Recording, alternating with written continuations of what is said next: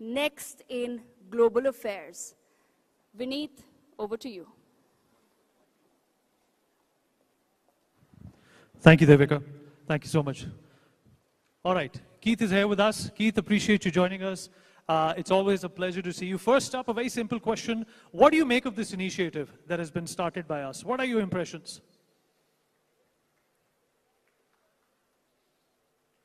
Greetings from London. I'm so sorry that I can't be there in person. I really wanted to be with all of you in New Delhi because I think this is a very important conclave.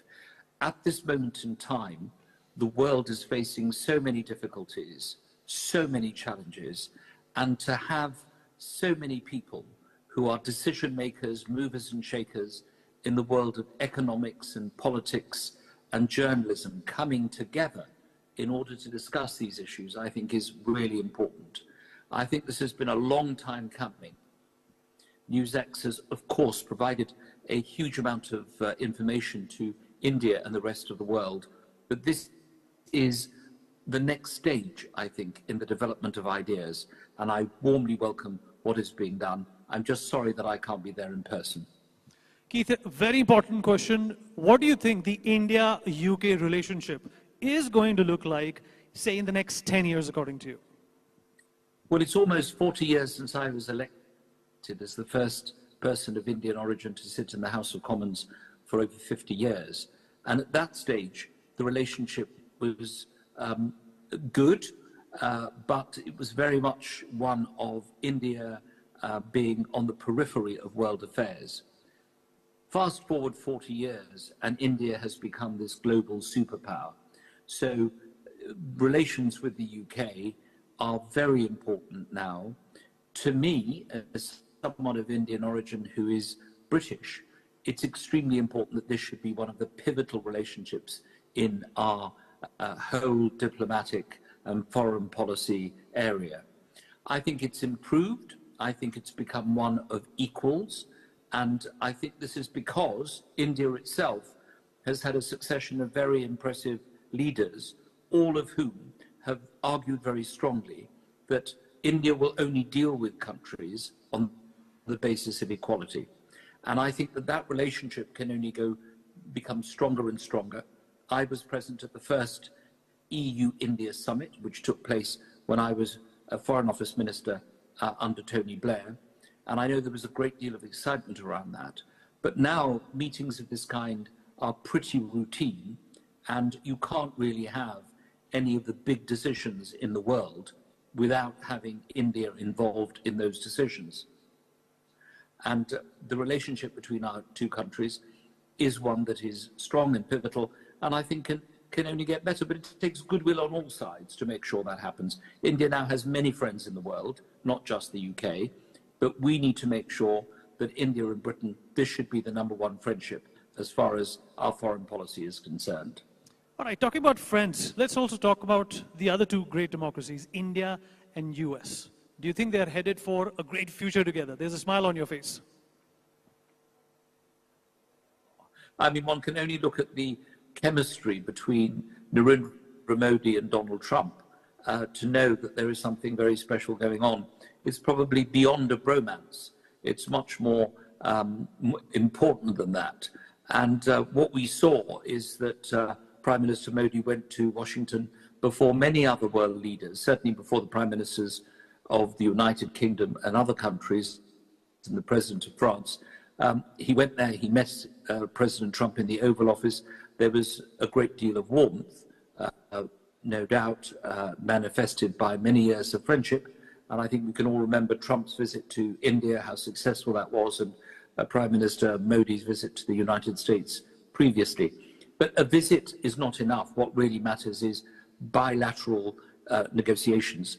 I'm very worried about the threats that the United States is making to put on tariffs on India and other countries.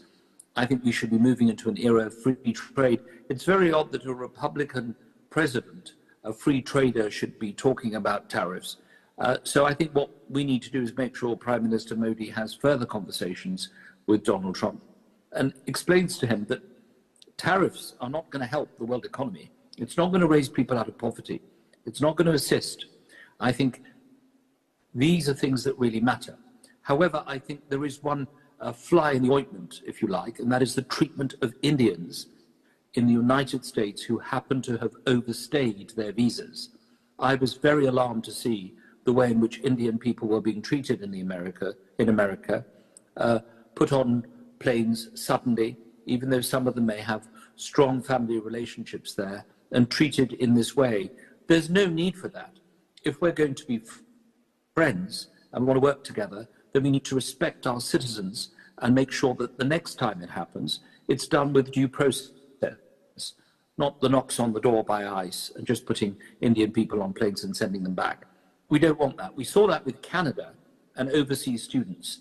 Indian people studying and working abroad make a huge contribution to the countries that they live in. 1.8 million Indians live in the United Kingdom. If they suddenly left, it would be a complete disaster for the British economy. So while we go on with our special relationship, while Mr. Modi and President Trump have a good relationship, let's treat our citizens with respect. That is very important. It shouldn't overshadow the relationship, but it is a staging point which we need to acknowledge, and it needs to stop. Let's treat people with respect. Keith, you represent both the worlds, India and the United Kingdom. You know, for both these countries, what does the future hold, especially in the age of artificial intelligence?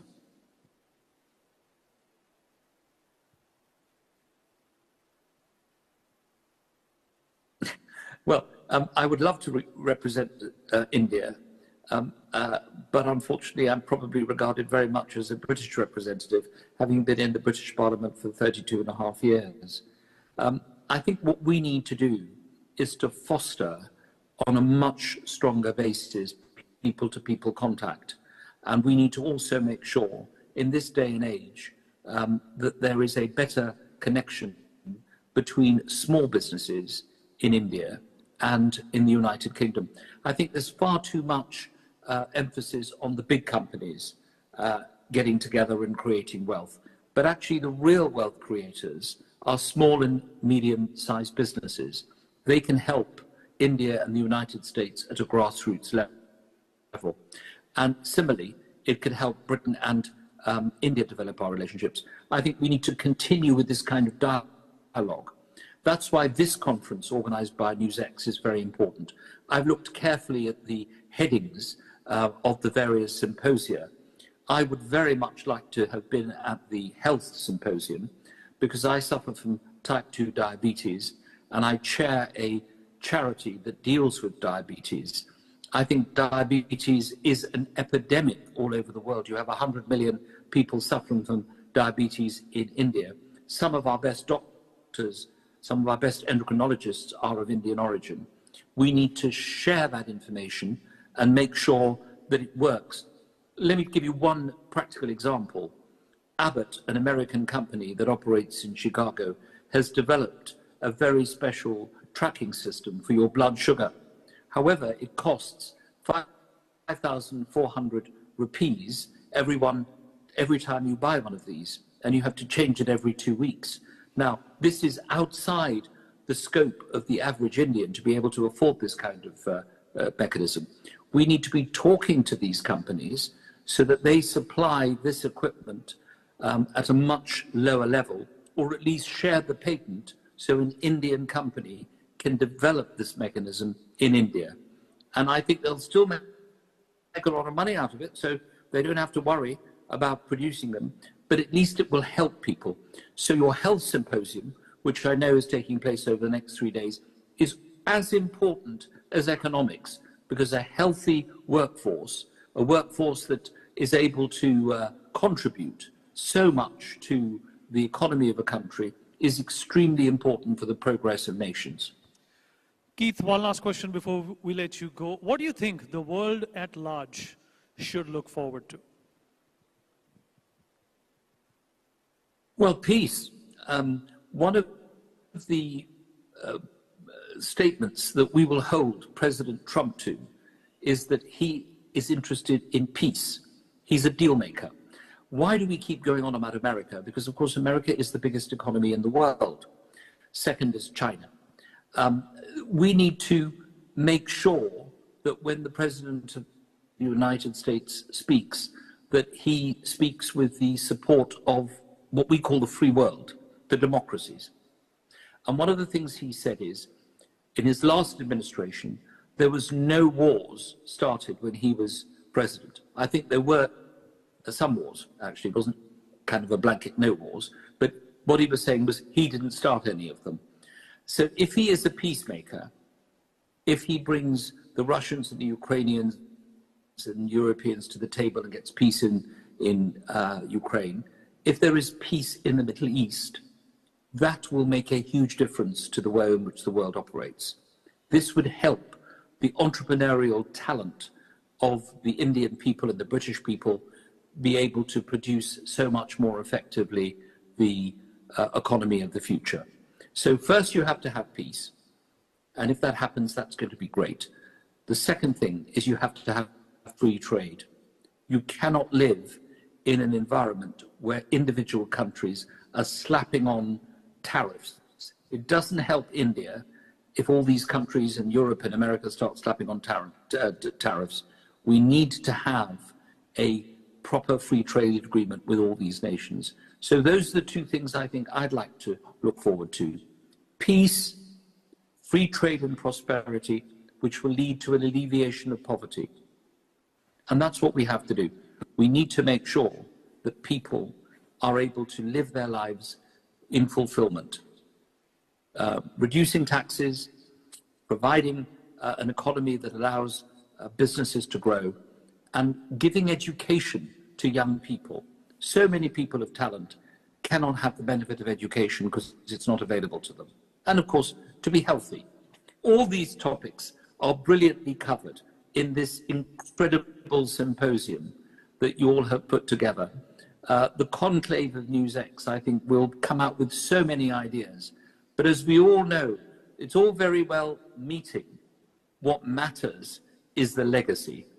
And the next thing is holding this conclave again in either New Delhi, or may I offer you Leicester as your next port of call. You don't always have to hold this in Delhi. You can hold it elsewhere, but I hope it's going to be very successful. And I only wish that I was able to join you at this incredible NewsX conclave. I hope it's going to be very successful. Keith, thank you so much. Really appreciate you joined us all the way from Leicester, United Kingdom. You've taken care of all our questions the way you took care of Leicester for so many years. Keith was, everyone. A big round of applause. Indeed.